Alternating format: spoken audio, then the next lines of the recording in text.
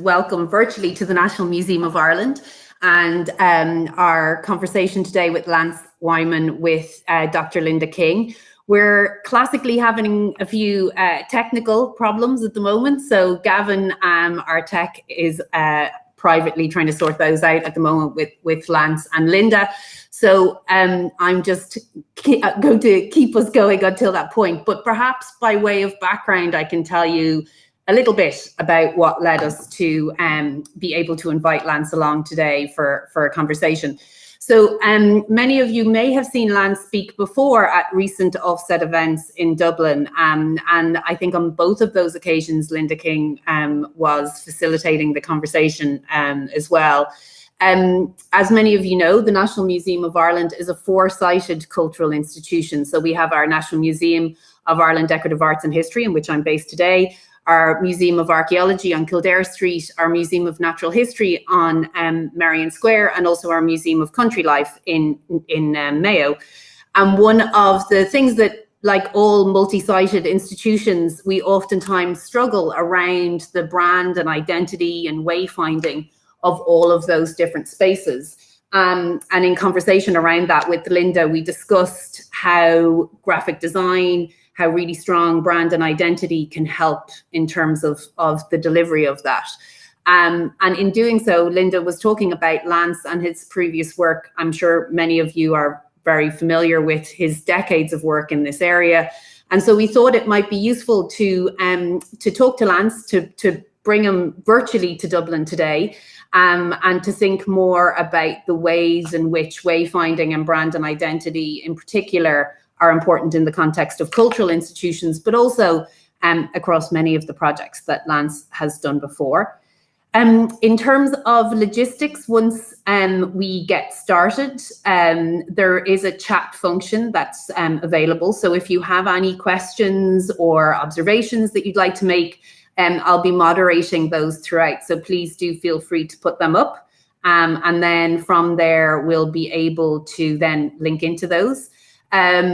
Equally, we will be recording the event. So just to let everybody know that, you will be able to return to the event afterwards, and we'll try and get that edited version up as soon as we can once it's completed.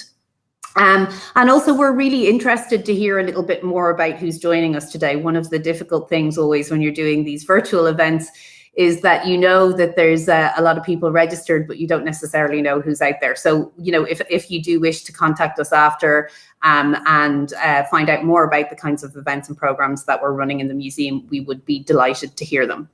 So if you all could just bear with us for another few minutes while Gavin and our team try and rectify the presentation. And we'll be joining, I'm sure, Linda and Lance very quickly.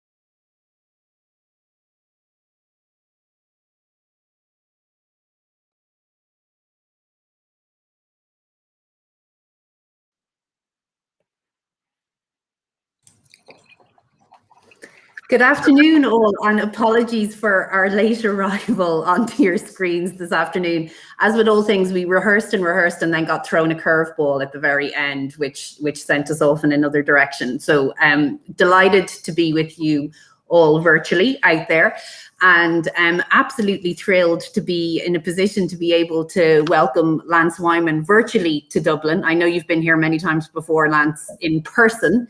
But wonderful to have you joining us virtually at this time, and also to be joined by Dr. Linda King as well. So I have a very small role today, which is I'm just going to briefly introduce Linda and Lance, and then I'm going to really hand over to them.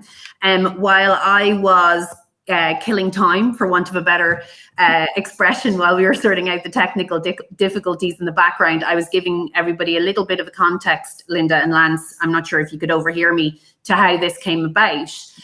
You couldn't. Okay, I was explaining that Lance had been here previous, obviously, with the offset festivals, and that during that time he had been to our Museum of Archaeology and expressed a great interest in it, and that we were subsequently lucky that Linda is on our board, and we've had a number of conversations really around brand and identity in the context of cultural institutions. For the museum, we are a four-sided museum, which brings with it many opportunities and many challenges in that regard. And we just thought it would be a wonderful opportunity to hear from Lance and his work, particularly in brand and identity and wayfinding, and thinking about how we can bring that into some of our own work here. So, to just formally introduce Lance, I don't think there's any need. I mean, he's so well known, but over the past 5 decades, Lance has really redefined the field of graphic design through his work in branding and wayfinding. And excuse me, his portfolio includes work for global events, infrastructural projects, globally recognized cultural institutions, and New York's World Fair in 1964, and the Mexico Olympics probably stand out for a lot of people. And for me personally, the American Museum of Natural History, but that's just your personal preferences. And then just to introduce Linda King. So Dr. Linda King is Senior Lecturer in Design and Visual Culture in the Institute of Art, Design and Technology. She is the co-chair there of the Visual Communication Design Program for the past 8 years, and she publishes widely in the areas of design history. So I'm delighted to welcome both Lance and Linda. We're going to, I think, jump into a more detailed introduction from Linda, and then a bit of a presentation from Lance. And as I mentioned earlier on, please do feel free to put your questions into the chat, and we will be able to bring them up at the very end. So over to you, Linda. Thank you. Many thanks, Lynn, for that very warm introduction, and welcome Lance from New York, virtually. So it's my very great pleasure to be here today on behalf of the board of the National Museum of Ireland for this event. And as Lynn says, Lance needs no introduction to most of you out there. And in thinking about Lance, the word, legend is often used to describe people who have made great achievements or, great impacts on culture. But I really do think that in Lance's case, this is completely and utterly well deserved, because as a graphic designer, he has helped to shape the systems we use to navigate our world. He's a pioneer of pictograms and wayfinding, these strategies that we use to move around the world, and we would be literally completely lost without them. And he's described his own practice in terms of branding as embodying history, culture, and an essence of place. And I think that's really appropriate for not just Lance's work, but reflecting on cultural institutions as well, and how they put a public face or a structure around things. And he's also described wayfinding as the integration of branding, signs, maps, and directional devices that tell us where we are, where we want to go to, and how to get there. So without me going on for any longer, I'd warmly want to welcome Lance virtually to Dublin again. And as Lynn has said, he's been a regular visitor to Ireland over the last couple of years with his wife Neela. Neela, who spent some time in Clondalkin on a farm with relatives as a child, and they're very much au fait with the National Museum's collections, particularly in archaeology. So I will pose a couple of questions or pointers as Lance speaks, as a way of just framing the discussion. But really, it's over to Lance, and the floor is yours. So where did it all begin? Oh, wow. So thank you, Linda, and Lynn earlier. Thank you. Well, I'll see if I can get started without screwing things up again.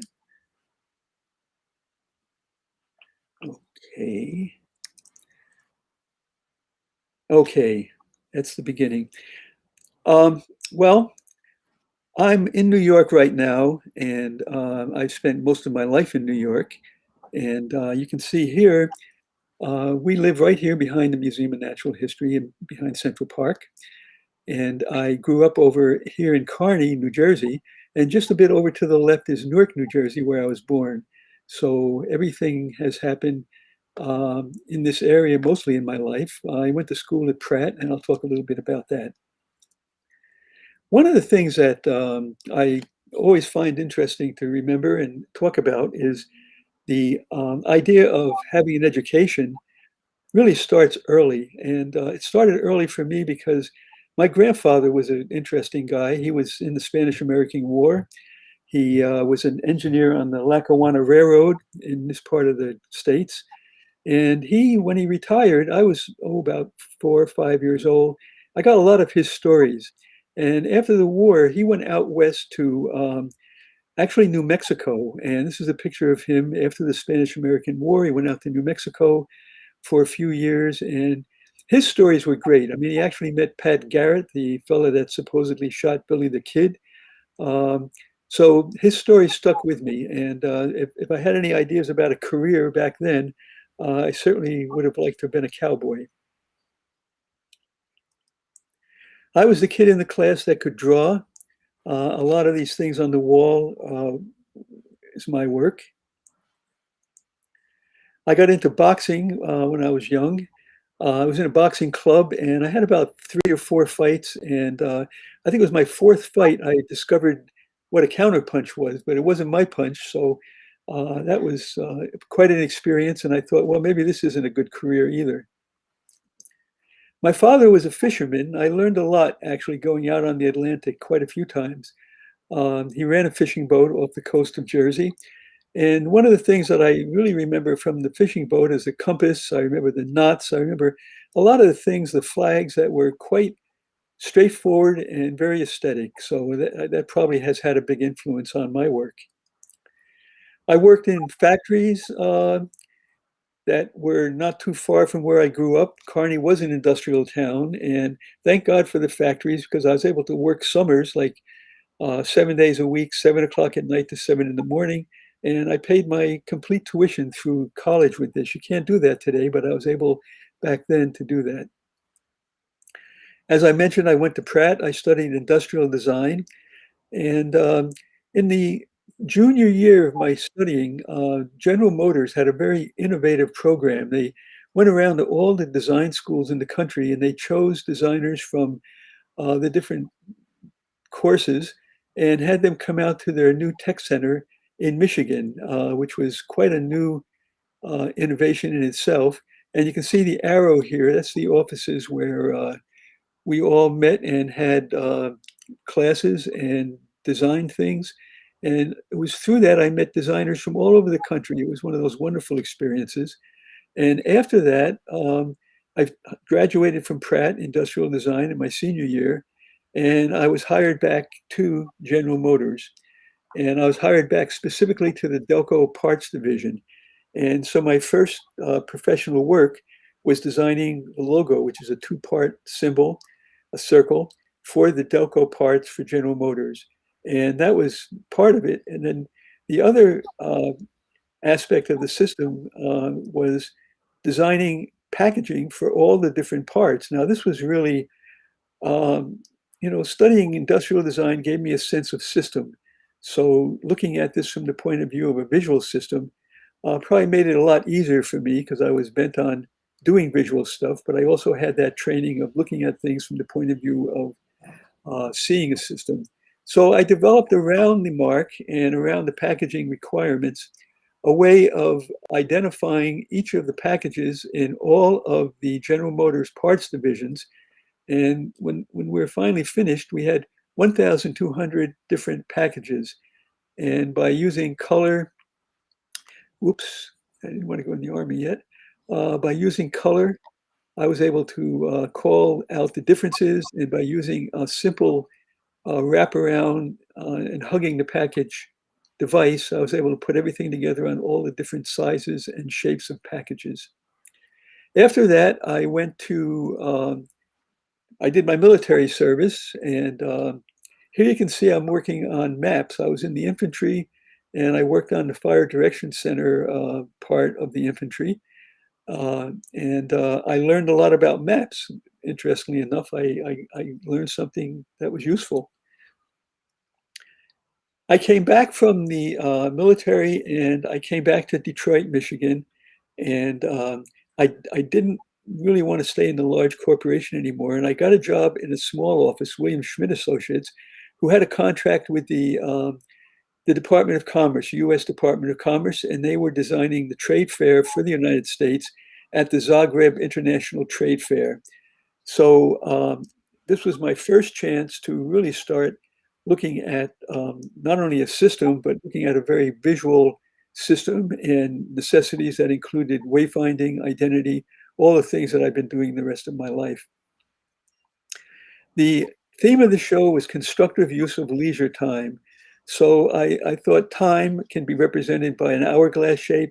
Daytime, nighttime activities can be put in the time of the hourglass shape.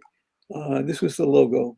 And what was interesting for this, it's probably the largest thing I've done in my career. I thought, well, if you have a logo like this, you can actually use it on the site. And I suggested we use it as an entrance sculpture, and we did. And we also used it as fencing around the entire site. So this was really the first time that I had a chance to design a logo that, as I like to look at logos in this sense, put it to work. I mean, I had it not only represent the site, but I had it work and do a lot of different jobs on the site. I came back from Yugoslavia, and I really wanted to come back to New York, and I came back and forth a few times, and I interviewed with the George Nelson Company.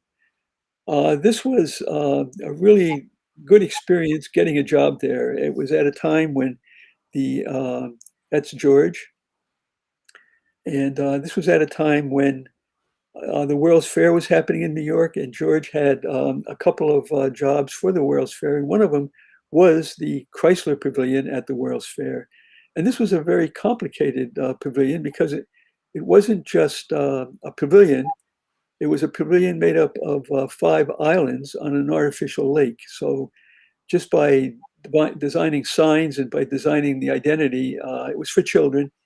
And one of the things that was very useful in the graphics part of it was I designed a pointing hand. And this was really as a button that could be given, a badge that could be given to the children to wear. And of course, they wore it at the Chrysler site, but they also carried that around the whole World's Fair. So it was a very good device for Chrysler. And it was a good device for me because I had to develop wayfinding signs. So the pointing hand, this is my early model to show that it could be used in a complicated way to give direction. So at the site, we developed illustrations of all the different things, the theater. There were pretty interesting things for children on the site. And you can see on this particular hand, it says the assembly line ride. And this was interesting. They actually brought assembly line products and set up a ride where you could get in it with your family, or kids could get in alone and go around and see the site from above, from the assembly line ride. Now, one of the things that I remembered from working in factories is that one of the things that should be part of this exhibit is some of the things that you have to be aware of in factories, and that is the safety of working in a factory. So we developed a complete line of safety posters that were put around the site at the assembly line ride. And I developed a small character, a factory worker, and then put that factory worker through different situations that you would find normally to be aware of in a factory. Walk, don't run, high voltage. I should say high explosives. Let me get through this again. High explosives, high voltage. And here you can see behind me the actual posters. They were on a rigid panel, and they were sold to corporations. And actually, corporations like DuPont use these in their factories. So my work had come full circle here from factory to factories. So that was an interesting part of the Chrysler work. The next. Can I just interject there for a moment, Lance, because I think that what you've shown is a really fascinating example of how your different life experiences came together to actually form in itself a system that you would then use to help other people make sense of the world. So I think it's incredibly interesting to see how working in factory, working in the army, how all of those things, working in industrial designs, how all of that came together. It's really, really interesting how somebody's life experiences can actually be funneled into creating a career. Yes, thank you. Yeah, please, anytime you see something that like this, that you can be helpful, thanks. I can use it. Not at all. And I was just going to say, like, Mexico also, just before we start with Mexico Olympics, I mean, it's very timely because we don't actually even know if Tokyo 2020 is going to go ahead in 2021. So that's a big discussion at the moment. But I also think it's worth saying that, you know, while you've described Mexico, the work in Mexico as the soul of your career, and I know that you're going to get into that, you were only 29 by the time you went down to Mexico, and you'd achieved everything you've shown us to that point, which is quite remarkable. Thanks. Yes, it's way back. Okay, so let me just tell you what happened, how I got involved with the Olympics. As you saw, I was working at the World's Fair in New York, and one of the architects at the World's Fair, in fact, the architect of the Mexican Pavilion, went back to Mexico, and Ramirez Vasquez was his name, Pedro Ramirez Vasquez, and he was named chairman of the Olympic Committee in Mexico. The Olympics were brought to Mexico by a former president of the country, Lopez Mateo, and he was actually the chairman of the Olympic Committee at that point. He got very ill. In fact, he got very ill. He went into a coma and he passed away. So Ramirez Vasquez, after coming back from New York, his office designed the Museum of Anthropology, and it was at that point that they asked him to chair the Olympic Committee. So he had brought back one of the architects that worked with him on the New York Fair, and actually I knew him from the fact that he came over to the George Nelson office after the fair and worked at the Nelson office for a while. His name is Eduardo Terrazas, and I worked with Eduardo and we were friends at the Nelson office, and he was called back by Ramirez Vasquez to Mexico.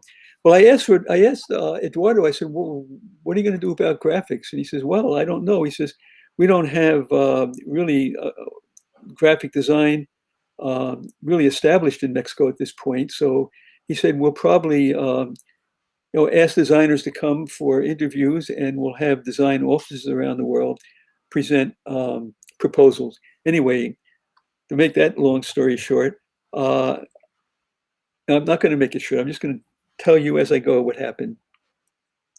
This is Peter Murdoch on the right, me on the left, and Neela, my wife Neela. Neela and I were just married in 1966. We met in the beginning of 66.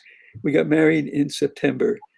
Peter and I met Peter on a trip to London. He was just graduating from the Royal College, and he studied furniture design. And when he found that I was working at the George Nelson office, who was very involved with Herman Miller Furniture, we became friends as far as that being an interest, along with having a friendship with Peter. So when he came to New York, we realized that we worked very well together, and we actually started thinking of having an office in New York. So Peter and I got on the list to go down to Mexico, and the deal was you went as an individual designer, or in our case, two designers, go down for a period of 2 weeks. So we had a 2-week period to come up with something. So we went to Mexico. This is actually our first day in Mexico City, and we didn't have enough money to buy round trip tickets, so there we were. We were there to do that 2-week stint, and hopefully something would come out of it. No computers at that point. This is late November '66. I brought my compasses, and one of the things that we had to work with was the 5 rings of the Olympic symbol, which existed. Pierre de Coubertin designed that for the resurgence of the Olympics, the modern day Olympics. And that, of course, was the logo of the Olympic movement. And fortunately, I did so much work with the geometry of those 5 rings, and I discovered that the year of the event, the 6 and the 8, could be structured around the geometry of the 5 rings. So basically, this is the refined geometry of how the whole system came together. So you had the 68 based on the 5 rings. If you took the 68, you could develop the typography from that to make the word Mexico. I made the word Mexico and then put it together with the 68 to form the logotype. And this is probably one of the more complicated logos I've ever come up with, and actually one of the most simple in the sense of what it expresses and what it says. I mean, it says everything. It says Olympics, it says the year, it says the place, all in one logotype. And of course, it's very nice as a 3-dimensional. This is at the entrance to the Olympic Stadium. This was before they realized that this might have been really dangerous, but thank God they did this because the fans made a lovely statement sitting on it.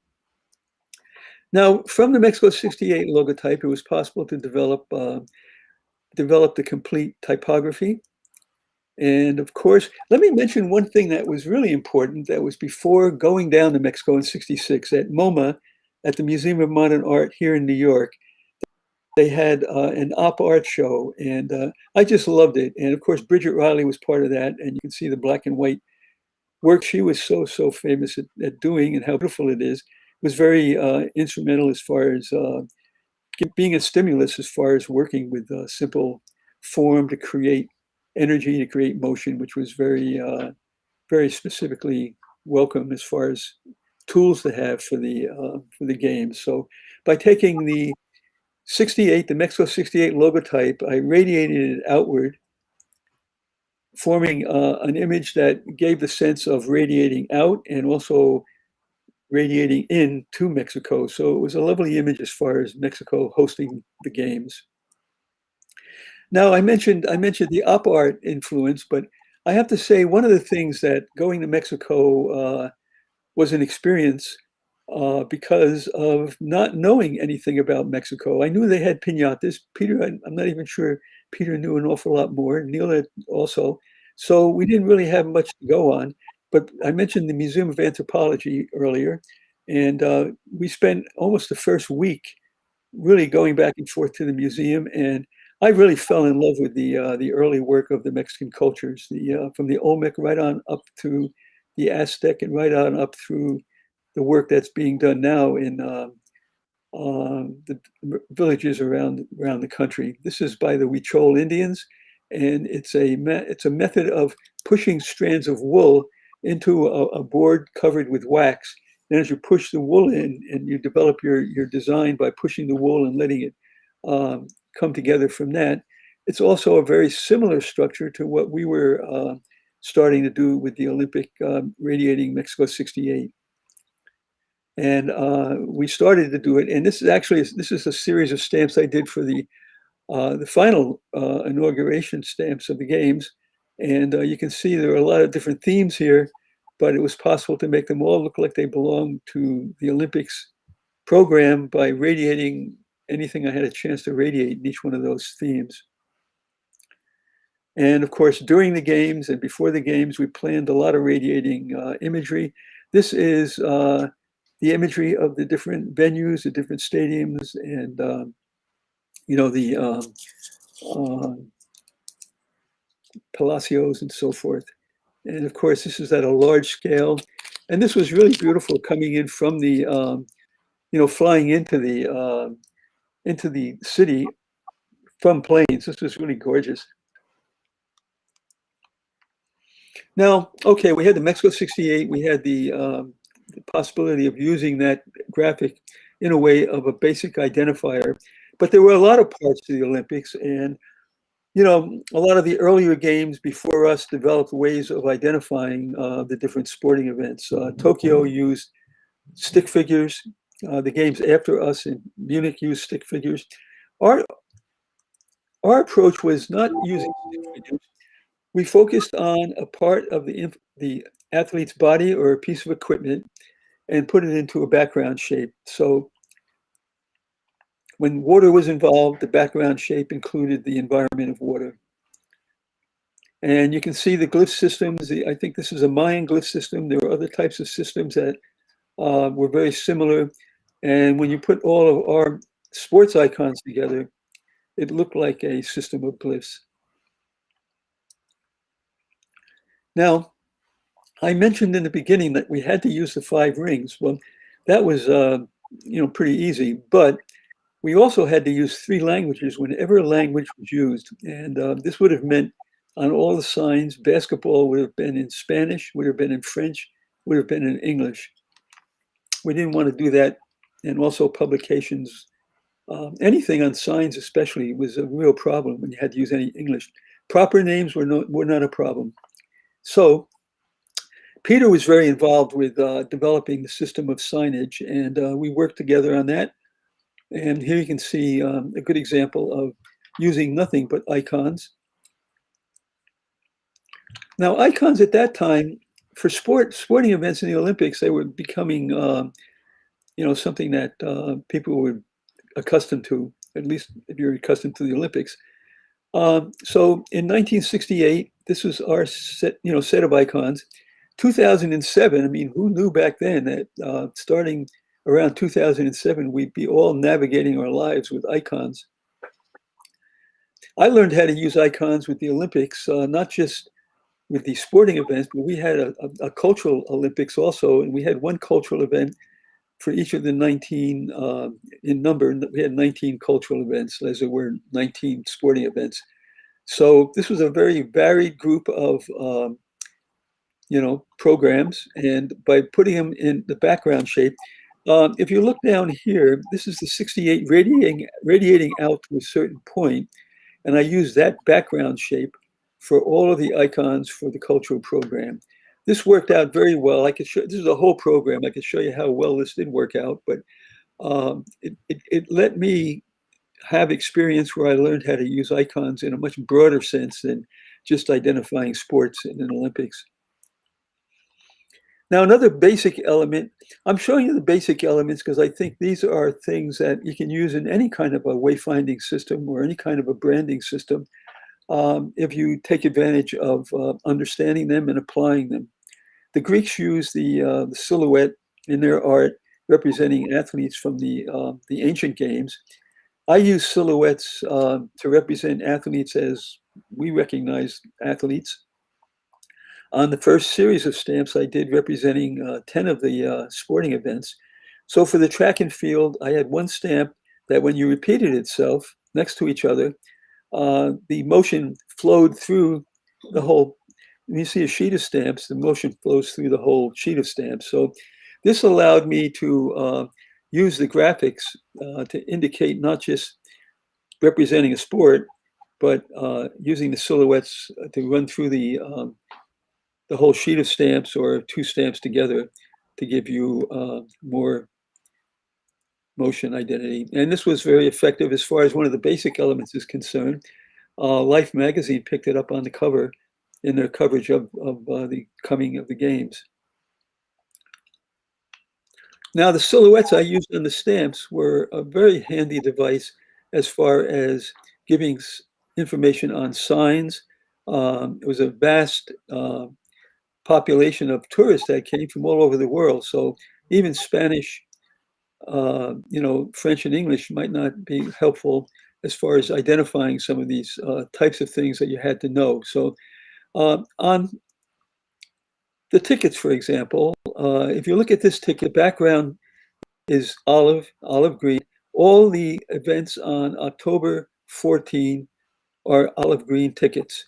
All the areas where the entrances to the stadiums are involved, and the name of the stadium, the name of the, wait, let me back up just a little bit.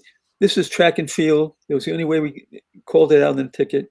Estadio 68 was the name of the stadium. On the maps, this would be called out so you know what that stadium would be, only using the proper name.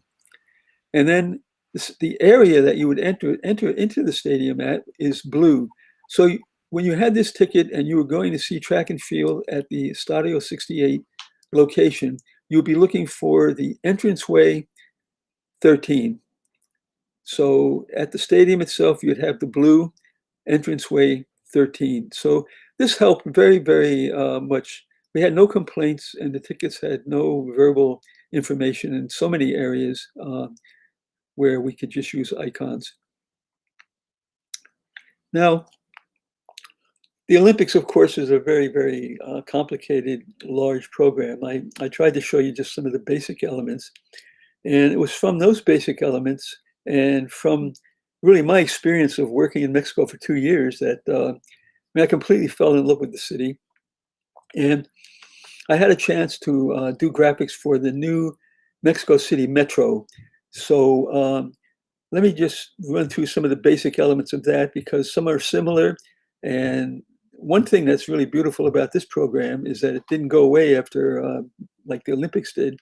It's still going, and I'm still working on aspects of, and I'll show you that later. So the Metro, you can see we did the signs. All the Metro cars are orange. And I started off by developing an icon or a logo for the Metro. Now, here's where history was helpful. Mexico City was at one point in its history an island. And before the Spanish came, and then after the Spanish came, the center of the island is today the Zocalo. It was the Zocalo then. It's the square, the city square, the center square. I took the square representing the heart of the city and cut into it the 3 lines of the Metro. And as I mentioned, the color of all the trains were orange. So I cut the lines into the square and then rounded off that upper right-hand corner. Now, I showed you the 68 radiating out to a certain point, becoming the background shape for all of the cultural event icons. Well, this gave me a shape that I could use to identify icons for all the stations on the Metro. And at first, this was a difficult thing to instigate because, of course, the Metro, authority said, "Look, what do you want people to look at us and think we're a bunch of illiterates down here?" I said, "No." I said, "This is a way of communicating that actually."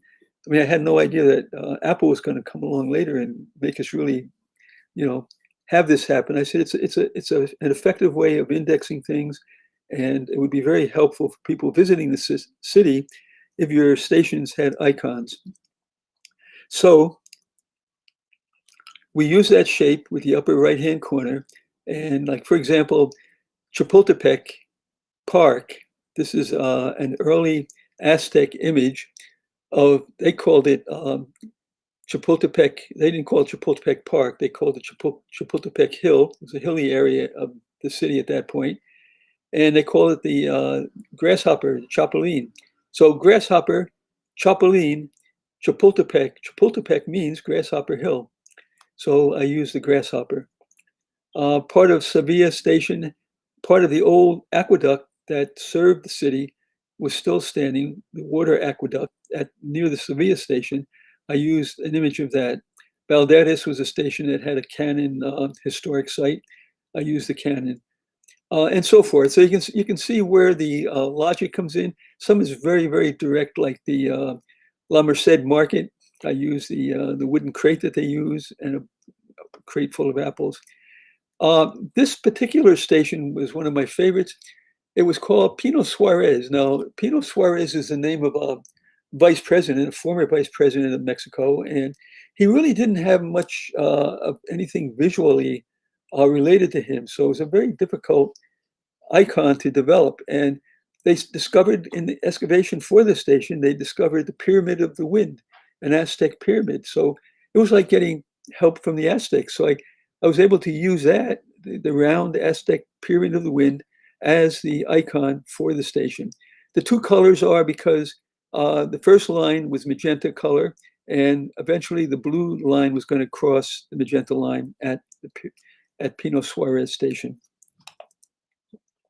And here you can see where that happens.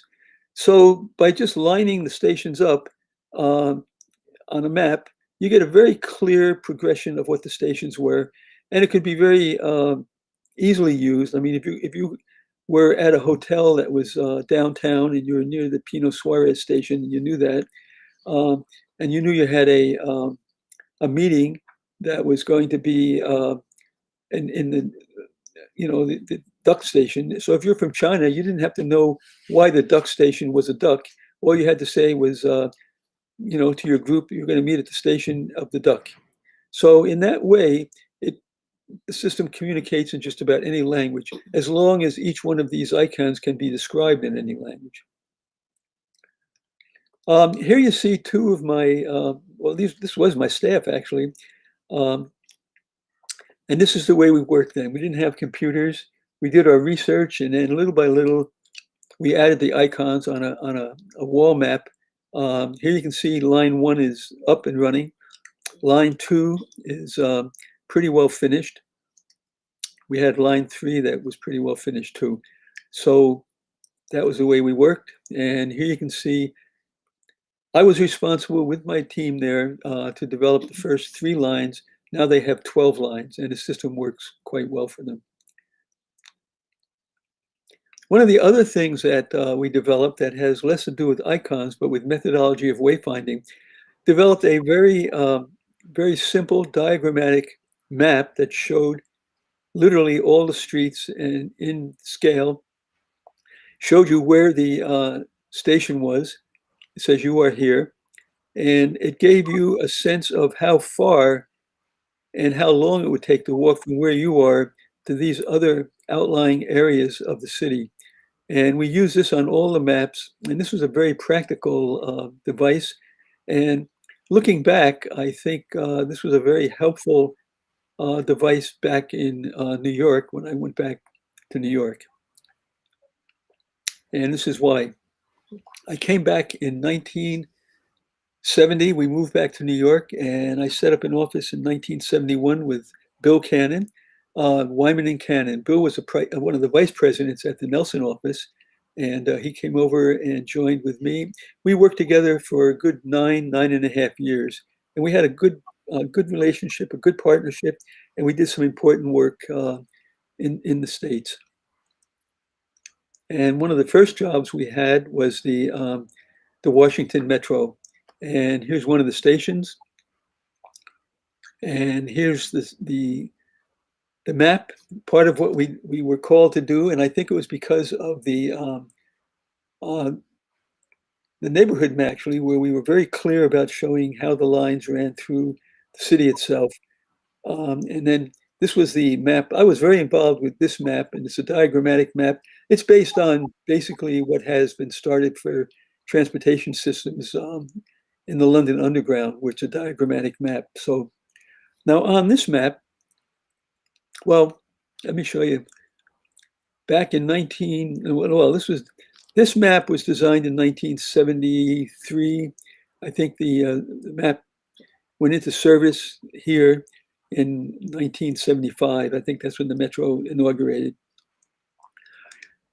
In 2000, this is 2011, and in 2014, they wanted a map design that would represent the new line that was coming in from Dulles Airport. So you can see here the redesign of Metro map is in the creator's hands. I happen to be the creator, and it was a pretty interesting project because it was like designing. This is basically the same map as we did back in 1975, and the only difference is it has what they call a silver line that came in from Dulles Airport, came in, shared a lot of the stations that ran right through the downtown, and that was it. So they wanted the map to look the same as it did before. Putting a heavy line like that through the center and so forth was not easy.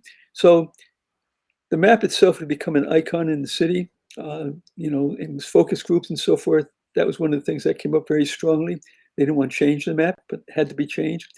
I told them that instead of making the silver line silver, why don't they make it cherry blossom color? I said, that's one of the nicer things in Washington. I said, it goes right through the center of the city.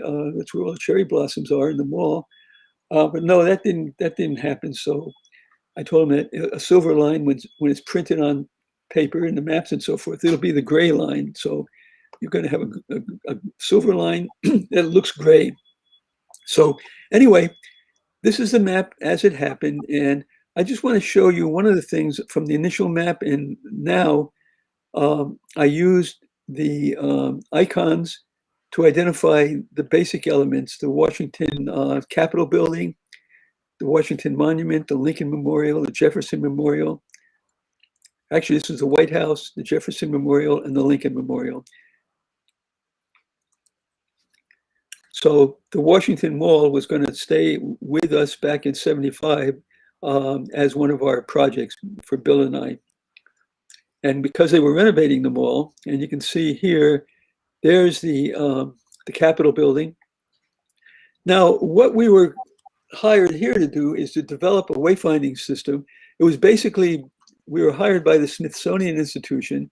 This whole area was under the jurisdiction of the National Park Service. So we were kind of working for the Smithsonian, but the Park Service had to be factored in because a lot of these things were not part of the Smithsonian. Like the National Gallery here is independent. There were quite a few sites here that had to be included that were Park Service. So you can see they're working on the mall. You can see the Capitol here.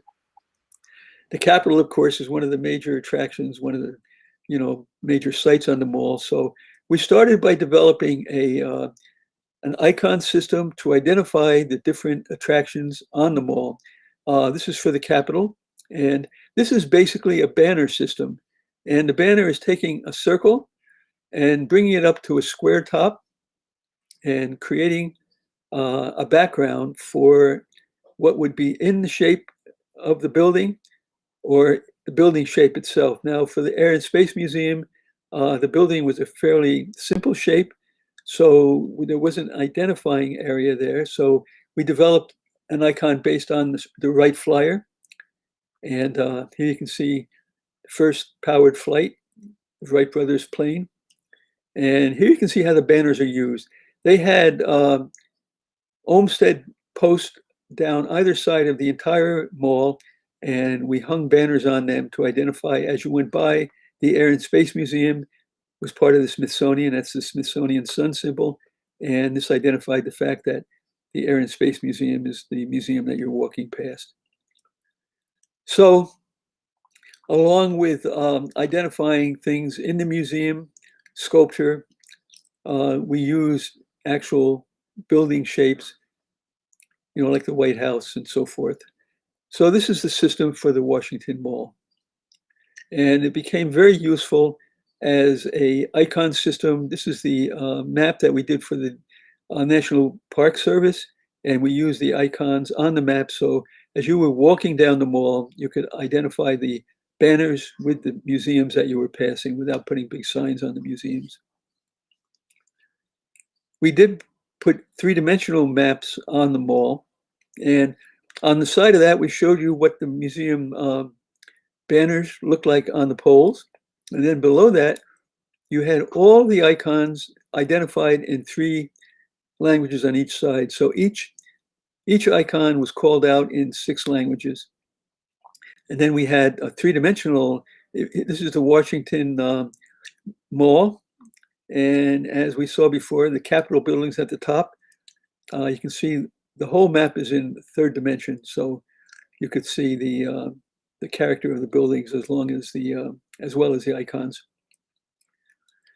Now, Washington was, this was an interesting period for Washington because I think it started in Paris, actually, where the federal government in Paris decided that they should help make Paris a more visual place as far as museums and as far as the arts were concerned. And Washington picked up on that, and Bill and I were very timely for that because the mall was part of that, the National Zoo was part of that. The National Zoo is part of the Smithsonian. Now, one of the first elements of designing a wayfinding system for the National Zoo was identifying the zoo itself. So I started with the bald eagle, the national symbol for the states, and combined the mature eagle with a baby chick, an eagle chick, in a way that suggested continuation. It suggested caring. It suggested things that the zoo wanted to suggest in their identity. And this is one of the zoo entrance signs. You can see where we get into large signing. We tried to put things on glass, so we weren't creating billboards. We made an intensive study of all the animal exhibits at the zoo. And I won't show you all the work that went into doing this, but this is one of the end results, was an icon for every major, well, every animal exhibit at the zoo. So for example, if you're visiting the zoo is broken down into different trails. And for example, you have the lion trail is one of the trails. So the lion trail is identified by the lion icon. And the way you stay on the lion trail is to follow the lion tracks. Now, having known that from being on maps and so forth, here you can see the trail system itself. You have the red trail. We call that the Olmsted Walk. The zoo itself, the park, was designed by Frederick Law Olmsted, the same designer of Central Park in New York. And we call this the Olmsted Walk. So we had an entrance totem. We call them totems. And then as you went by each of the totems, you knew that there was a trail leading off the totem into some of the specific exhibit areas. So for example, you're walking down the Olmsted Park trail, and you get to the totem that is the lion totem. So on the maps, you see that the lion totem is housing the trail, or is leading you to the trail that houses one of the exhibits that you want to see. So you get to the totem, you leave the totem and go on the trail. Now, you stay on the trail by, first of all, you see all the things that are on that trail, all the major exhibits. It gives you a name of all the exhibits on the trail, it gives you the map, it gives you the services on the trail, and it also gives you how to stay on that trail. You follow the lion tracks. So basically, it's a series of very simple devices, but it worked very well. Now, I'm going to show you some other systems that aren't necessarily complete wayfinding systems, but they are branding systems. And one of my favorites is in it's the Marco project, and it's in Monterrey, Mexico, and it's a contemporary museum. I worked with Ricardo Legarreta, who I worked with. I worked with he and Luis Barragan on the Camino Real Hotel during the Olympic period in Mexico City, and I really loved working with Ricardo. So I worked with him to develop the identity and the wayfinding for the Marco Museum. Now, in developing the identity, it's Museo de Arte Contemporáneo Monterrey, and so we made a M-A-R-C-O, Marco. So an acronym for the full name, Marco. Now, Marco in Spanish translates into frame. It means frame. So I use the idea of the frame as I use the idea of the letter O as the frame.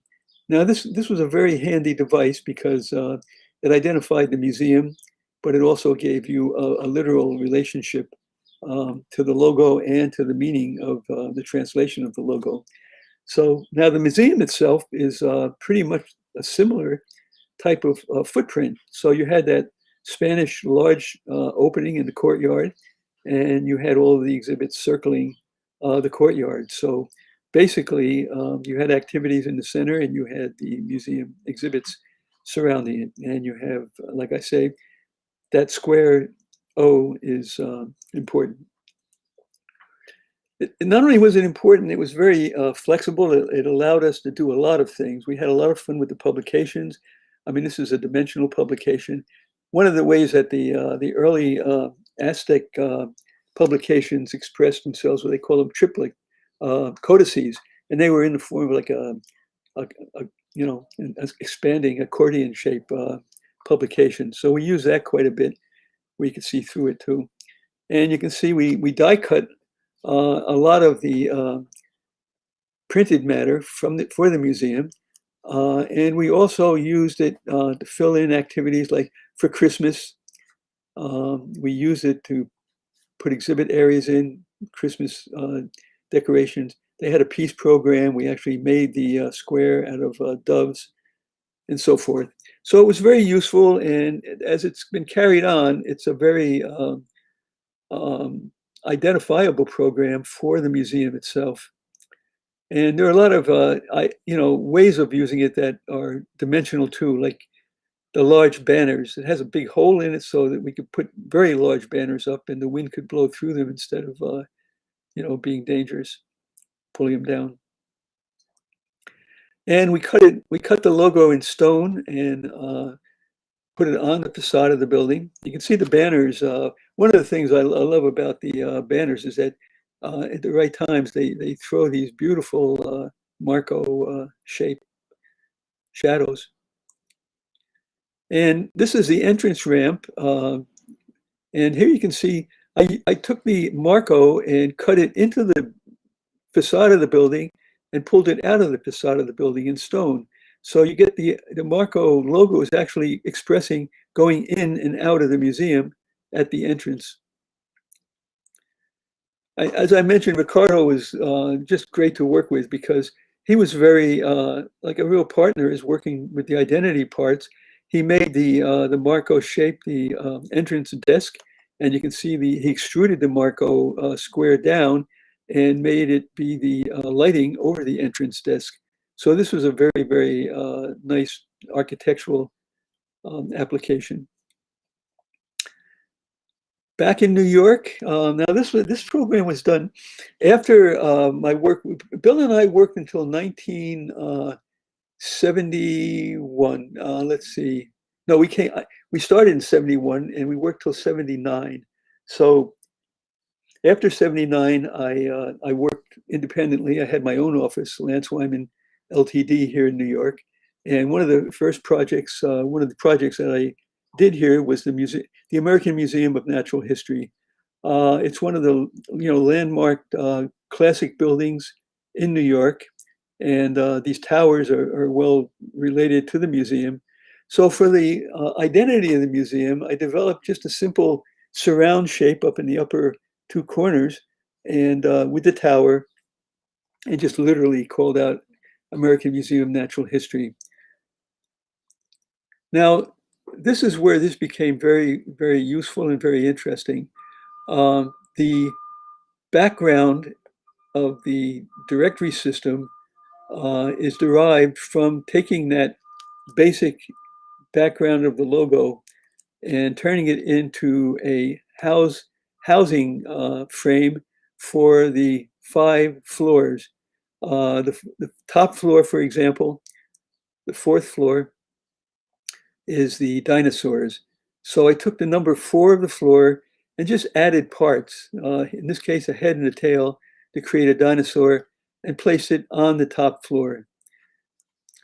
The 3rd floor was the American exhibits of wildlife and culture. The 2nd floor was the African exhibits of wildlife and culture. The 1st floor was the ocean floor, the ocean exhibits. Now I ran into a problem. There weren't exhibits really on the lower level, and they called it the lower level, LL, and I just couldn't make that look, like the rest of this made any sense.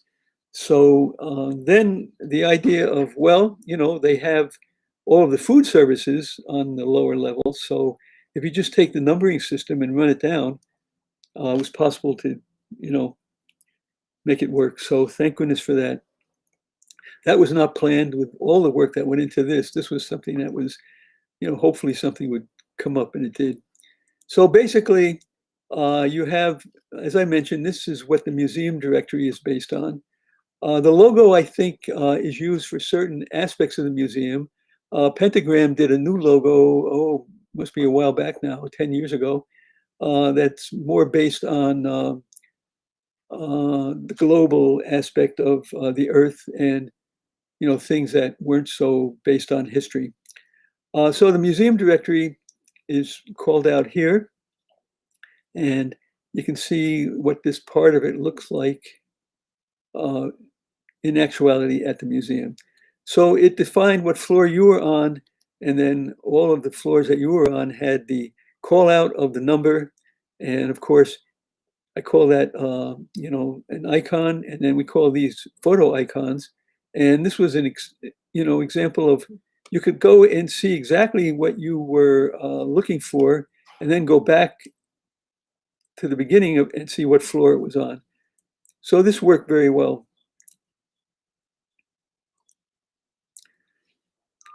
This was the very first project I did in 1980, after I was in, you know, my own office. And it's the Minnesota Zoo, and it's still one of my favorites. And here you can see some of the early work developing a logo for the Minnesota Zoo. You can see the combination of, you know, animal and logos was how it all started. And basically, the refined version of all of that was the combination of a moose and the letter M. And this was a segue into a lot of sculptural applications and typography. So Minnesota Zoo, the whole typographic aspect of it is based on the Minnesota M moose. Now, this is a system based on the same device that I used at the American Museum of Natural History. But here, instead of taking a given typeface like I did there, an existing typeface, I created a number for each of the trails.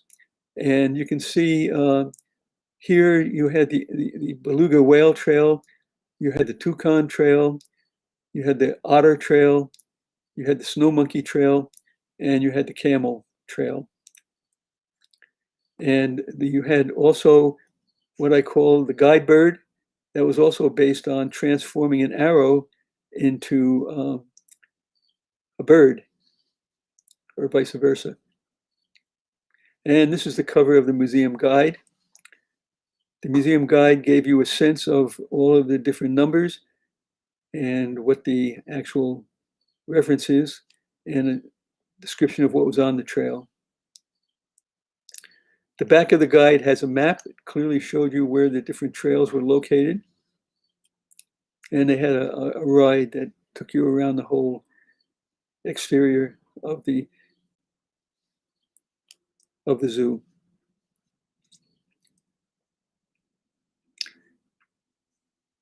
Icons were very helpful, the guide bird. So the whole system is tied together, and I can't emphasize enough how important this has been for me and the work that I've done, is that I try to design basic, I call them basic elements, and they do their job, whether it's identifying a specific trail or a specific museum or whatever, or even identifying a directional device. And then I put them to work. So they're not just doing their job as a static element. They're put to work in the environment so that they can take you around the environment. They can show you different aspects of the environment and so forth, and all tie together on a map so that you're seeing the entire system. Now I use the typography on all the signs, entrance signs. I use the guide bird for the directionals on the vehicular signs.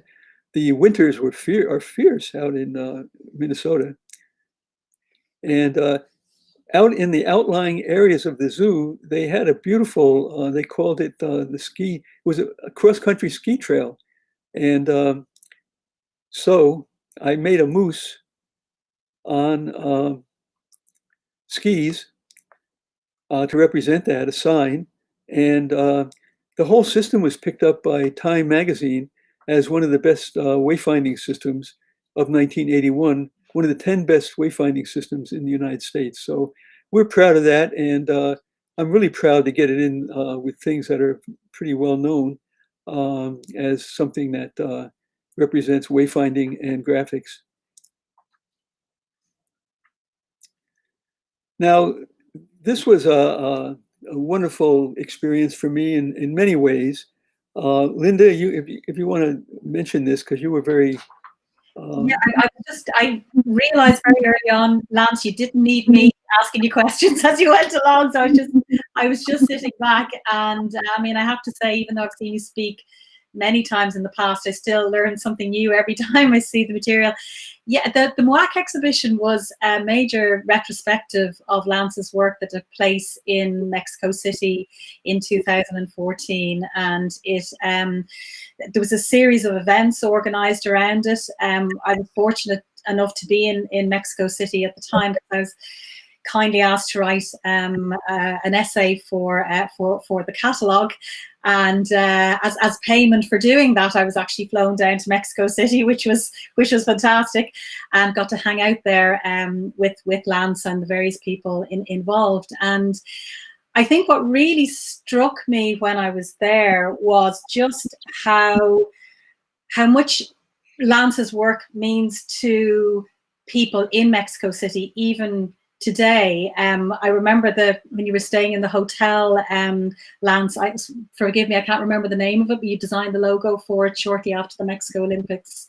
And I mean, they were really treating you as if you were an absolute superstar. And I think also, you know, just to see how the metro system was still being used, how much Lance's work, your work was still affecting everybody's everyday life was really quite extraordinary. And, you know, I think in Ireland, often we can kind of refresh things that are working, whether they're an identity or a particular system, every couple of years and dispense with it. But I mean, your system for the metro, for instance, has been going since 1969 and has only been built upon rather than changed. So yeah, it was really fantastic achievement, the retrospective, and as I say, could just see how much you were so much loved by the Mexican people and how you've made a really profound difference to their lives. Oh, thank you. Yes, and it was good to see you in Mexico. I got used to seeing you in Ireland. Okay, the exhibition.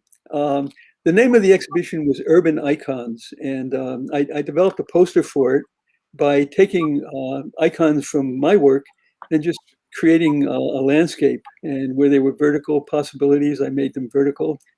So it was a kind of a marvelous experience for me. The museum is beautiful. It's a brand new building, and you can see the spaces are large. And this was they actually built a moose and built, you know, replicas of signs, of the metro signs, the Minnesota Zoo signs, Minnesota Moose, Olympic, you know.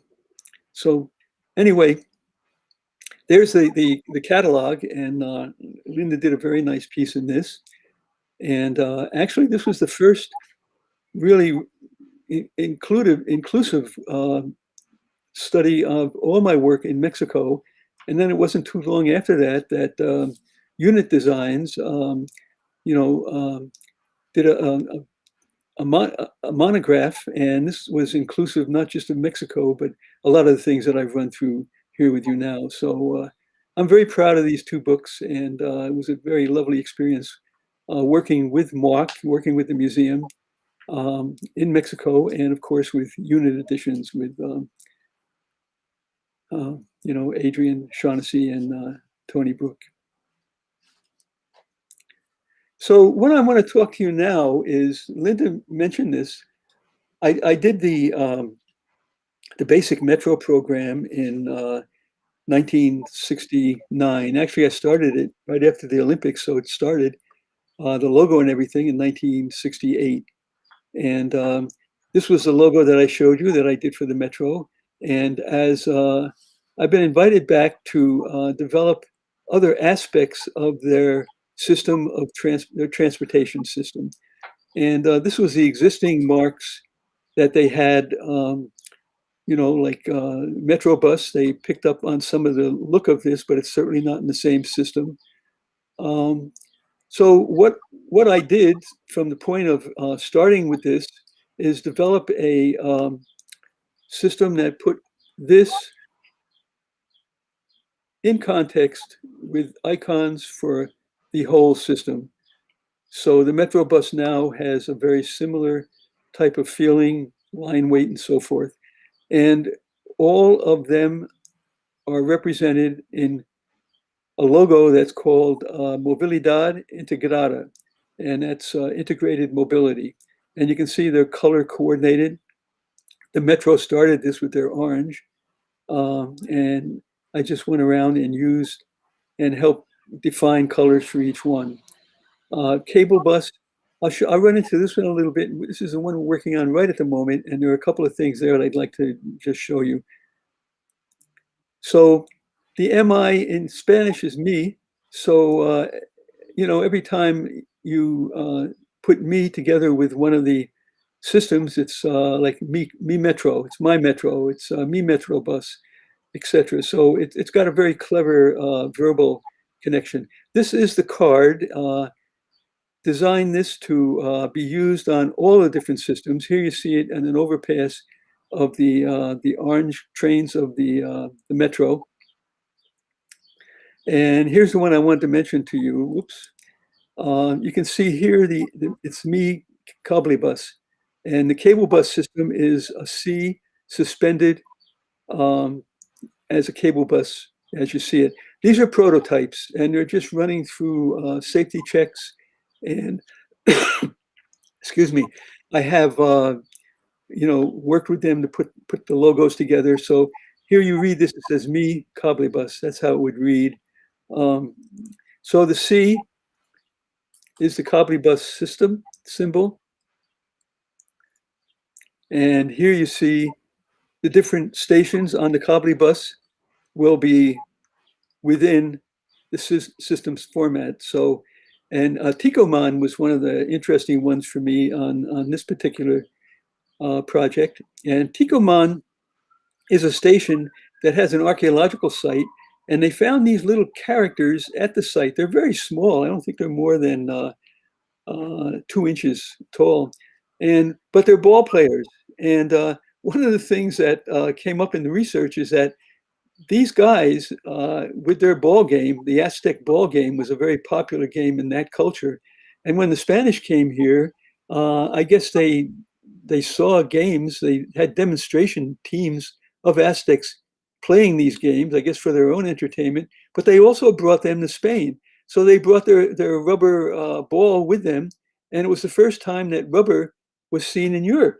So actually, these little guys represent rubber, which is something that we're all pretty used to dealing with now, but it was the first time that it went to Europe. So I just really enjoy getting involved in the historical aspects of a place when involved in creating a sense of place. This is the manual. You can see we're putting together a complete manual, developing. We've done 2 fonts, typable fonts now. We've done a thorough study of all of the icons for the different lines, for the different systems, for the different signs, and etc. I could spend the rest of the day going through this with you, but it's exhaustive, but it's been very much a lot of fun in a way because everything's been working very well. And that's always good when you get to that point. One last thing I'd like to show you is, I love this. This is a lot of dogs have been living in the tunnels of the metro. And the metro itself has put together a system where they'll go in, and when they can take these dogs and rehabilitate them, they have been doing that. And they have a program where they put them up for adoption by the city. They'll actually give dogs to people that are willing to take care of them. So they asked me to develop an icon for the Metro Dog Program. So I went right back to the original icon, and that's the dog program. So as you can see, this is one of my latest examples of work, and I'm still doing it. And thank you. So Linda, save me. I don't think you need saving, Lance. That was absolutely fascinating as always. And as I said, I stepped back there because you didn't need me interrupting. It was you were on a roll, and it all made perfect sequential sense. Thanks so much for that. And I mean, I think, again, to get back to the Mexico work, I mean, you really topped and tailed your presentation with the work you started in Mexico, and you're still working there, which again, I think is testimony to how well regarded and essential your design work has become to the citizens of Mexico City. So it must feel very special to be able to know that your work is still so meaningful to people on an everyday basis. It's not just about putting a logo on something, it's about helping them, helping their lives be a little bit easier in terms of navigation or understanding or whatever. That's a very rewarding part of the work too. I feel pretty good about that. I feel very good about that. There's a couple of questions that have come in, Lance. I don't know that I've got full access to all of them, but if I could start off by asking a couple, and maybe I think Lynn might be able to see a few more than I can, and we could just throw them in there. One of the questions is if you've had any particular difficulty with bilingual wayfinding or logo type design. Yes, of course. I think it's built in. I think one of the things that I found to be very helpful is working with visual images that are understood by everybody. Now, you can take a Roman letter, for example. Well, the Minnesota moose is a good example of that. It's the letter M for Minnesota, but it also is a moose that could be probably understood by anyone that has seen a moose in their life.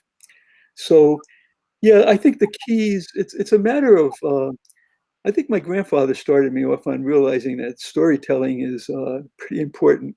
And so, all of these systems have stories to tell.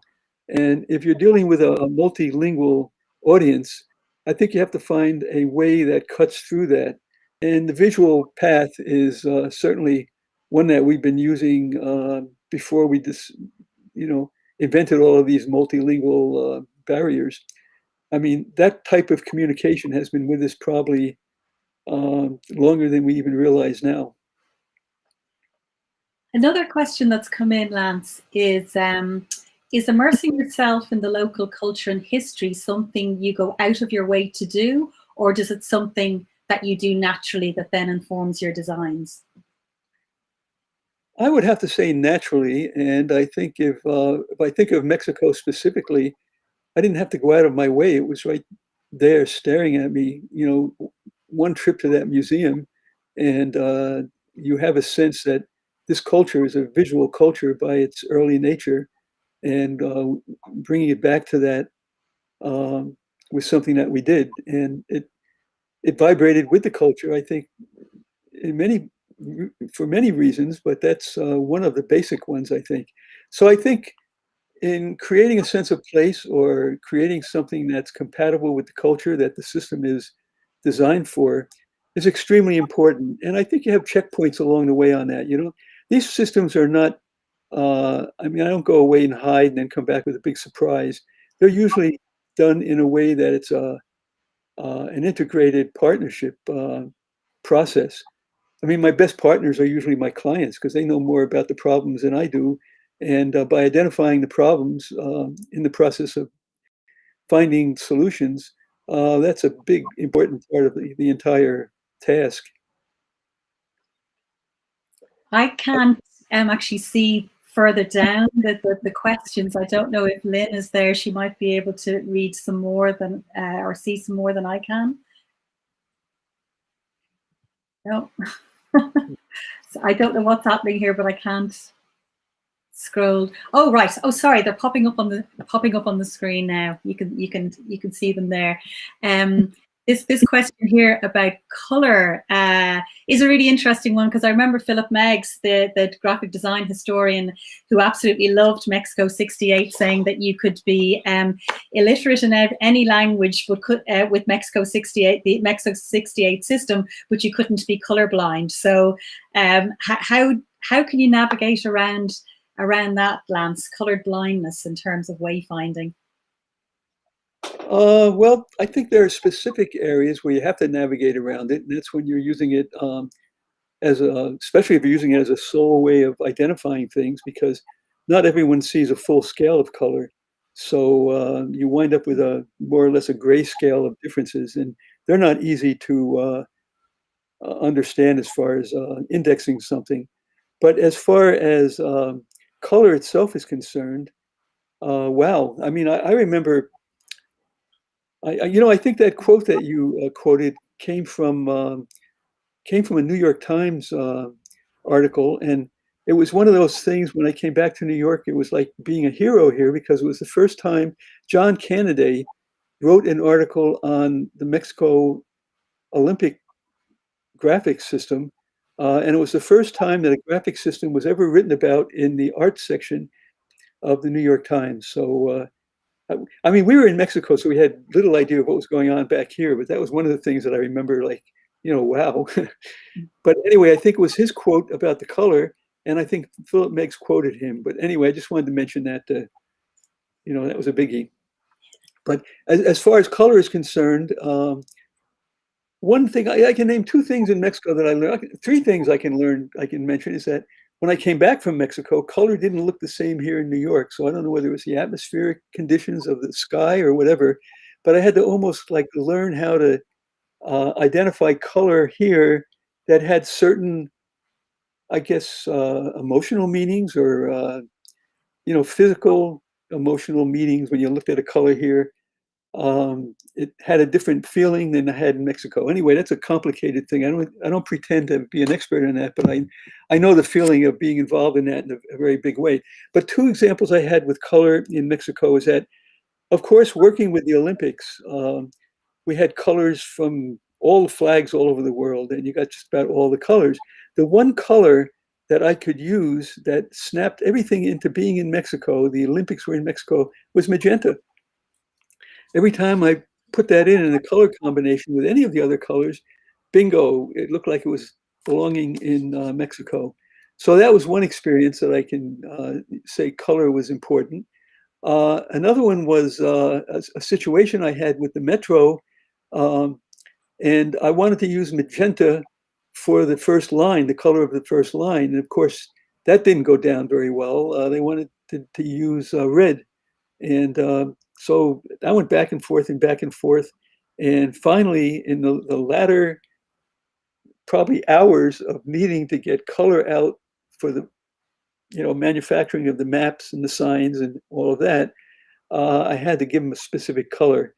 So I went round and round on the magenta again, and I asked the in charge. I said, why don't you want to use magenta? And I told him that whenever we use magenta for the Olympics, it made the system look like it belonged in Mexico. And I think the answer was, well, it's too feminine. And I said, oh, wow. I said, I don't believe you said that. I said, okay, if anyone asks me why it's not magenta, I'm going to tell them that's why. And they said, oh, looked at me like, you brat, So we used magenta, and I'm very happy that we did, because magenta is, and Mexico really does, own that color, and it's been a great line one on the metro. So as far as color coding is concerned, I've used it, of course. I mentioned all the days, the tickets were color coded, the sporting events are color coded in the stamps, but that's more of a decorative, colorful expression than it is really color coding. It's not easy to make a color coding system be effective. You know, it can be supportive, but it's hard to let that be the only way to identify things when you put everything in context. I think, oh, yeah, another question. I think that's the second part of the questions. Anyway, the process that you follow before arriving at a final design. How much do you rely on inspiration? I suppose the question is how much do you rely on inspiration and how much do you rely on research? Maybe is the question. I think inspiration, I start off with about 99% of inspiration, and then try to first identify what the problems are. Usually there are things that have to be solved, almost always, whether identifying something or it's wayfinding, that gets more complicated, but it's usually all pretty much the same thing in a lot of ways. And then I look for those keys, and then the inspiration starts coming from a different point of view, not just seeing the whole thing as a big, wonderful opportunity, but start seeing the one thing I try to keep in mind always is never overlook the obvious, because the obvious, I mean, so many times I when I was teaching, students would say, that's too obvious.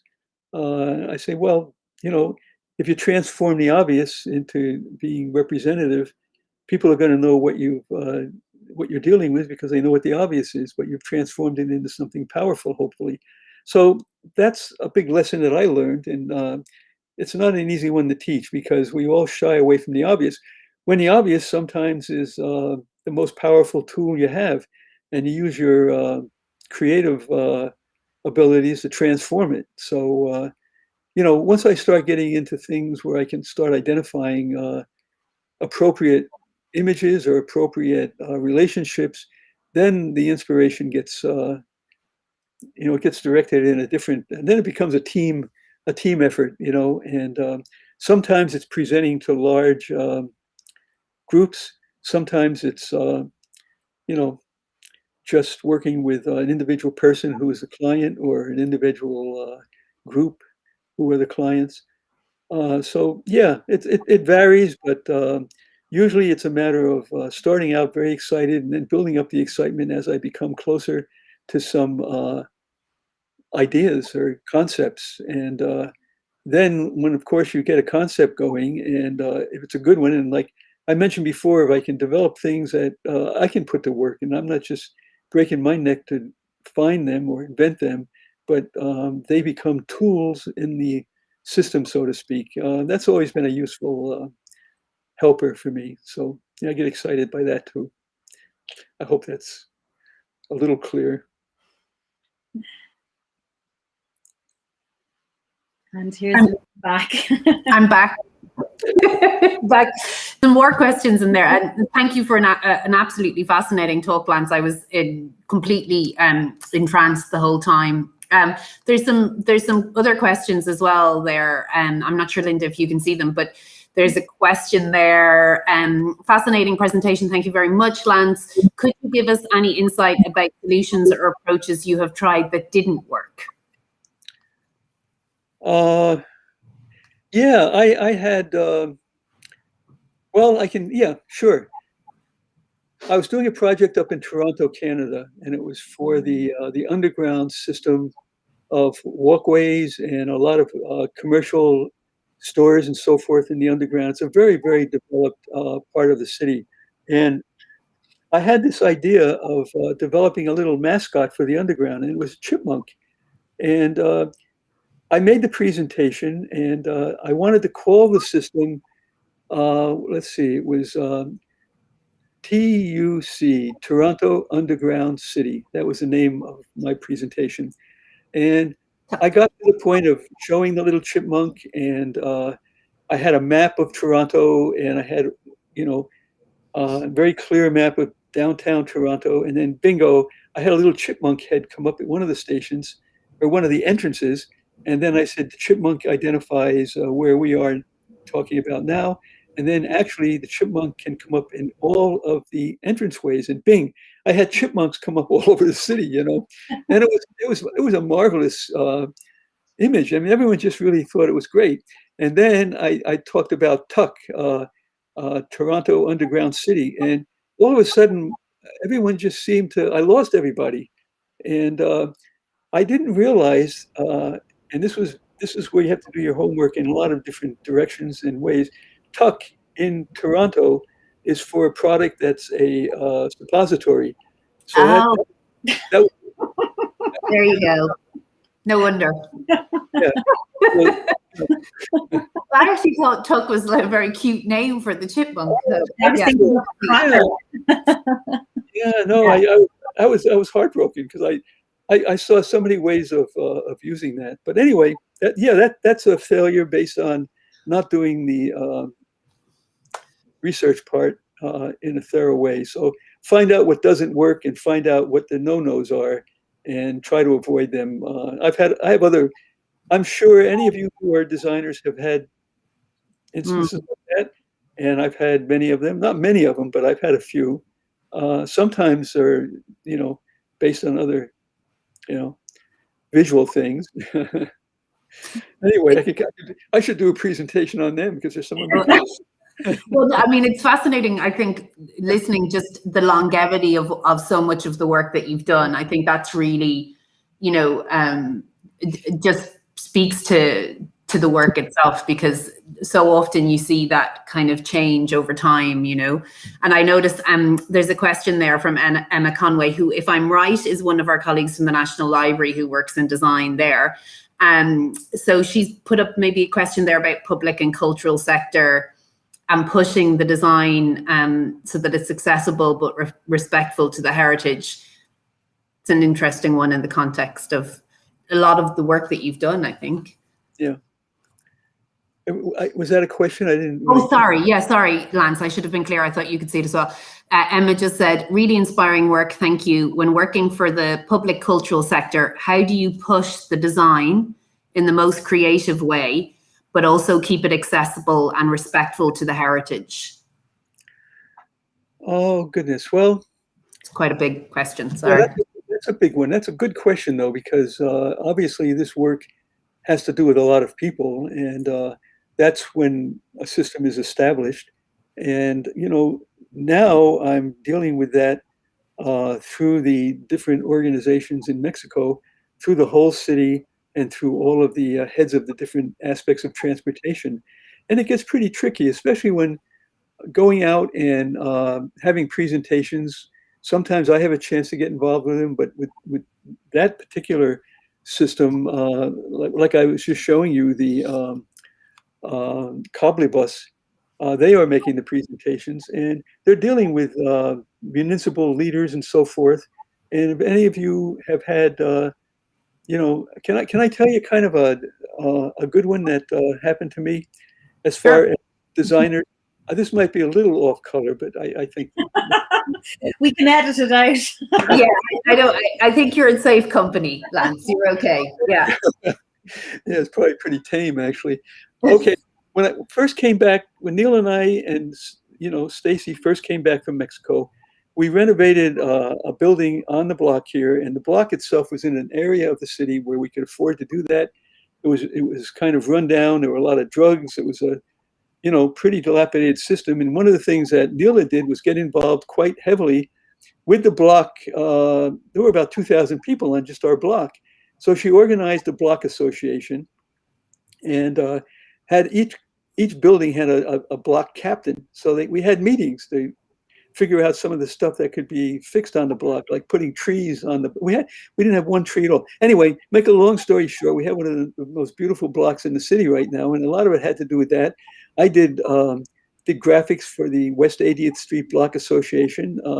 I could do a presentation on that. And in fact, I did presentations because Nilly, she got involved with the West Side Block Associations, and then she got involved with citywide block associations. So she used to go around and talk to these rather large community groups. And one of them was really up in Harlem, up in northern New York City. And I went in. It was in a big basement of a church, big, beautiful, organized meeting room, and it was packed. And it was mostly women, actually, and I would say they were mostly African American, and they were mostly in their 60s, 70s. So you could see if anything got done in that community, how it got done, and who was responsible for anything getting done. So okay, so I get in there and get set up with a screen, and the audience was very close. I mean, really close. And I start showing him the screen, and I start getting into what graphic design was. I got about 5 slides into my presentation, very sophisticated graphic design presentation, and a woman stands up and she was very close to me. She said, "What the fuck are you talking about, man?" You know, and, thank God I had enough public experience, public talking experience. I looked at her and she wasn't mean or anything. She and I knew right away that she was right. I could just see that she wasn't understanding what I was talking about. So I had to do something. So I said, okay. I said, does your block association have a T-shirt with your block name on it? She says, no. I said, okay. Does your block association have any kind of identity, like a trademark or anything? She says, no. And I said, well, can I start again? I can kind of tell you maybe how you might have things like that. She goes, okay. She gave me permission. So I went right back to the beginning, and instead of talking about graphic design, I talked about things that you could do, what a logo is, as far as what you might use as a logo, and examples that you might pick up off your street and so forth. And I got through it, and at the end, I actually got an applause. And I looked at her, she was applauding. And it was one of these moments, I just had to look at her, and I went, like that to her. And it was just, it's just one of those moments, talking to a large group, that a big lesson. I mean, that was really a big lesson. And I think it's a lesson we can all learn, because I think in all of our professions, I was on the board of SEGD. It's one of the best, wayfinding signage, environmental graphic groups. And I was on the board. I remember I used to say, oh, this is great, but what about outreach? I said, we talk to each other too much. We have a language like getting a prescription or something. You don't know what the hell it is after the popular name disappears. So anyway, that's my big lesson from that, is that we, as professionals, we talk to each other, maybe a language that we understand. Nothing wrong with that, but we don't just talk to each other all the time. So, it's, the old cliche of your aunt asks you what you do. What do you say, Yeah, it's fascinating. And it's fascinating, actually, in terms of just even our cultural institutions and how we refer to ourselves, and how our audiences refer to us is often different, even just the title of the place or where they're going, so I think that's fascinating. Linda, I don't want to jump in, because I'm sure you have lots of other bits and to cover off. I was just coming in with some more of those questions there. Not at all. I suppose we should ask how much time we have left. Well, we're just at 10 to 6, and I know that I promised to give you both a wave when we got into the hour and a half territory, so we're kind of edging past that now. Well, maybe will we just take one more question then from the chat? Yeah. And this is from Wendy Williams. Many thanks, Lance. Can you perhaps talk a little bit about your experience of the client's part in a large design program?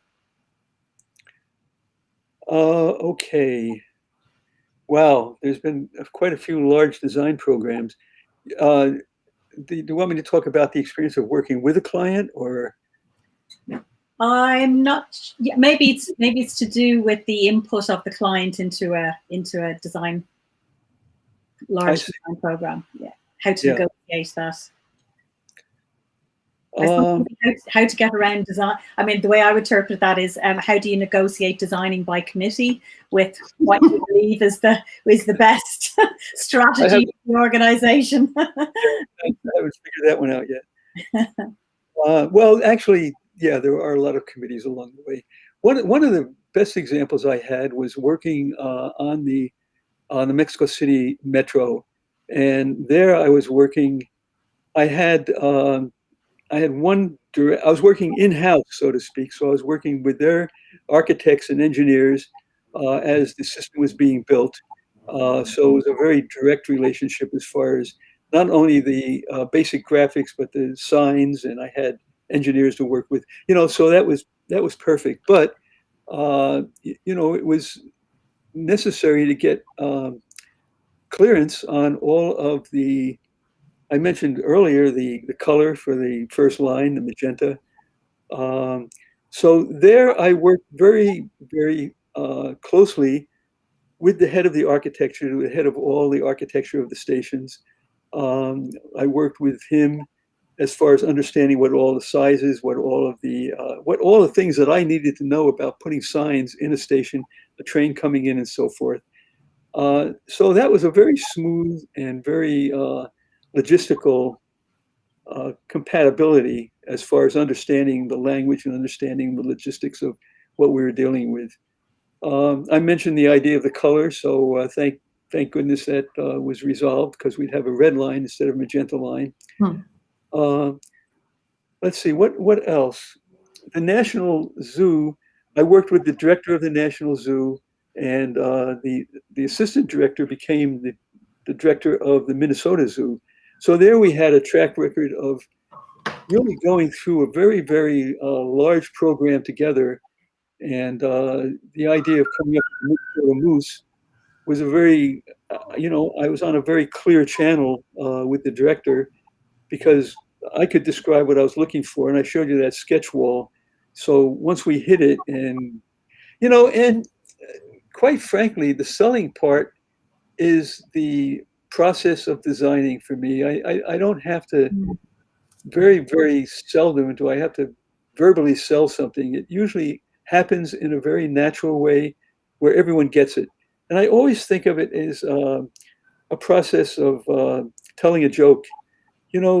We've all screwed up telling a joke. Now, no matter how much you try to explain the joke you just told, it doesn't work. It's over with.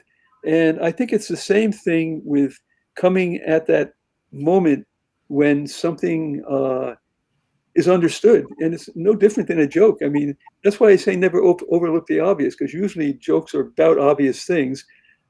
They transform into something that's meaningful at the moment. Now, in developing iconography and so forth, there is a transformation that happens that makes it meaningful for something of the environment that you're trying to create, of the experience you're trying to create, of the image of the system you're trying to create.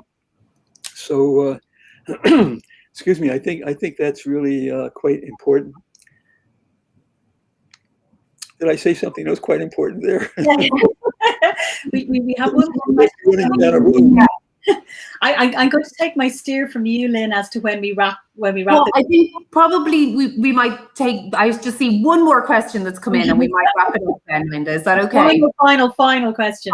Final question. Yeah, it's wonderful, but yes, yeah, we'll be here till we go to bed. We could be here and we still wouldn't have got through everything. I don't think you can see the questions, Lance, but the question is, what is the biggest change in how a designer works today compared to when you started out in the 1960s? Well, the biggest change, of course, is technology. And I think something that hasn't changed is the process of solving a problem. It's just different tools. And I guess language itself is a tool we've developed. So let it fit in with everything else that we're talking about here. And as tools develop, we develop. We develop means of using them. We develop means of designing them. So design fits in at that height, I think, at that major level of communication itself. And I think, you know, with words, you have the different languages, you have all of that being worked on all the time. For different reasons, you use different languages. And I think they're just as important as anything else. And they're a product of design. I mean, we design them along the way, like everything else we're talking about. So, and as they're needed and as they're not needed and as they're difficult to use, other things fit in. So we're being played on by the technology, and it doesn't have to do with just design. It has to do with our lives. It has to do with our emotions, our way of dealing with each other. You know, we don't know where we're going with that right now. You know, there's realities being created. There's apps that are creating VRs, virtual realities. That's a whole new area now. Wow, how is that going to translate how we present things, how we think about things? I don't know. I've been around a long time, so I've seen how the computer has done a lot as far as giving us technical bells and whistles to play with, but I don't see any big changes in design. I think design is a matter of storytelling. My grandfather had it way back then, and I never hope to lose it because I think most of my work is storytelling in one way or another. And I think, you know, bells and whistles can help you. They can also be in the way. So it's a matter of learning how to use the tools we have and telling the stories. Beautiful.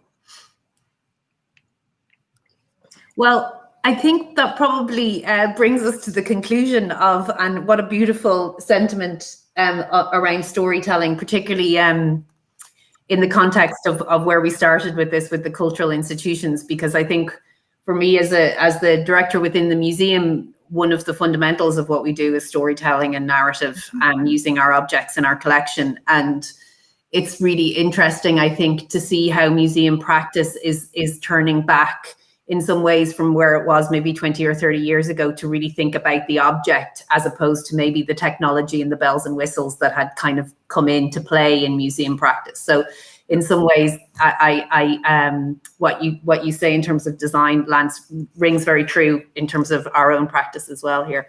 I'd just like to finish up, I suppose, by saying an incredible thank you, Lance, for spending such a long time with us this evening, well, this morning in your case, and talking to us. It was an absolute pleasure, and just so much there. I'm glad that we're recording this event so I can go back to it and think about the different parts that you said. And also a huge thank you to Linda for being here and guiding the conversation and the questions and so on. And finally, a big thank you to our audience for joining us. And as I mentioned, we will be putting a recording of this up online. We'll just need a day or two to tidy it all up. And so we'll send that out via our social media feeds as well. So thank you all for joining us, and a special thanks to Lance and Linda. And I'm sure there's a virtual round of applause going on in the background there. Thank you. And thank you to Gavin, our tech, in the background as well. Thank you all. Have a good evening. Fantastic. Thank you. Bye, Lance. Bye, Lynn. Bye-bye. Thank you.